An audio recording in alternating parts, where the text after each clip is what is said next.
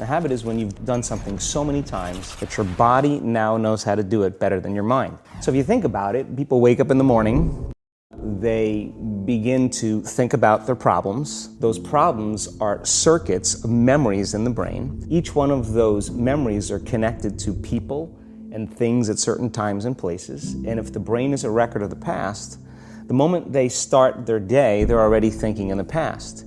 Each one of those memories has an emotion. Emotions are the end product of past experiences.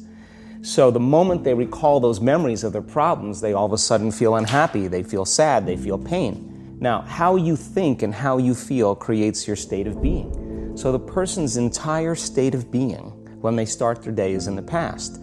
So what does that mean? The familiar past will sooner or later be predictable future. So if you believe that your thoughts have something to do with your destiny, and you can't think greater than how you feel, or feelings have become the means of thinking, by very definition of emotions, you're thinking in the past. And for the most part, you're going to keep creating the same life. So then people grab their cell phone, they check their WhatsApp, they check their text, they check their emails, they check Facebook, they take a picture of their feet, they post it on Facebook, they tweet something, they do Instagram, they check the news, and now they feel really connected to everything that's known in their life. And then they go through a series of routine behaviors.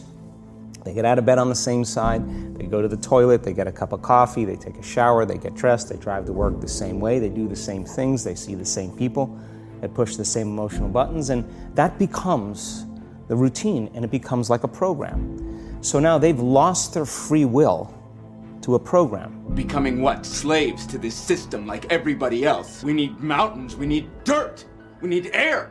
And there's no unseen hand doing it to them. So when it comes time to change, the redundancy of that cycle becomes a subconscious program. So now 95% of who we are by the time we're 35 years old is a memorized set of behaviors, emotional reactions, unconscious habits, hardwired attitudes, beliefs, and perceptions that function like a computer program.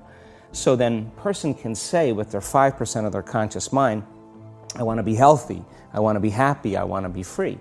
But the body's on a whole different program. So then how do you begin to make those changes? Well, you have to get beyond the analytical mind, because what separates the conscious mind from the subconscious mind is the analytical mind. So most people then wait for crisis or trauma or disease or diagnosis. They wait for loss, some tragedy to make up their mind to change. And my message is, why wait? And that's where meditation comes in, because you can teach people through practice how to change their brainwaves, slow them down. And when they do that properly, they do enter the operating system where they can begin to make some really important changes. And then I think the hardest part is to teach our body emotionally what the future will feel like ahead of the actual experience. Your body is your unconscious mind. In a sense, if you're sitting down and you start thinking about some future worst-case scenario that you're conjuring up in your mind, and you begin to feel the emotion of that event, your body doesn't know the difference between the event that's taking place in your world, outer world, and what you're creating by emotion or thought alone. So most people then, they're constantly reaffirming their emotional states. So when it comes time to give up that emotion, they can say, I really want to do it. But really the body is stronger than the mind because it's been conditioned that way. So the servant now has become the master. And the person all of a sudden, once they step into that unknown, they'd rather feel guilt and suffering because at least they can predict it. Being in the unknown is a scary place for most people because the unknown is uncertain. And people say to me, well, I can't predict my future. I'm in the unknown, and I always say the best way to predict your future is to create it. Not from the known, but from the unknown. What thoughts do you want to fire and wire in your brain? What behaviors do you want to demonstrate in one day? The act of rehearsing them mentally, closing your eyes, and rehearsing the action.